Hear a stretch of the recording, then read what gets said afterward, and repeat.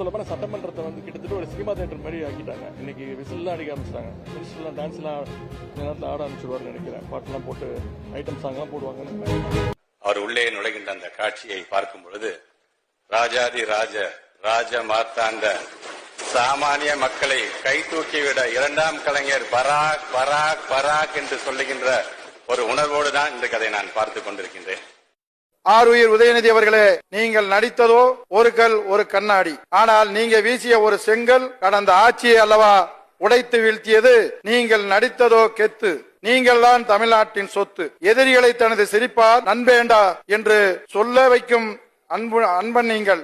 உங்கள் நடிப்பில் உருவானதோ மனிதன். நிஜத்தில் நீங்க தான் மாமனிதன். நீங்கள் நிமிர்ந்த போது தமிழ்நாட்டு இளைஞர்கள் நிமிர்ந்தார்கள். இப்படை வெல்லும் என்றீர்கள். இப்படைதான் எப்போதும் வெல்லும் என்பதை நித்தமும் காட்டிக் கொண்டு இருக்கிறீர்கள். பொதுவாக எப்போதும் உங்கள் மனசுதான் தங்கம். தங்கம்தான். சரவணன் இருக்க பயமேன் என்பது நீங்கள் நடித்த படம். உதயநிதி இருக்க பயமேன் என்பது தமிழகத்து இளைஞர்களின் எண்ணம்.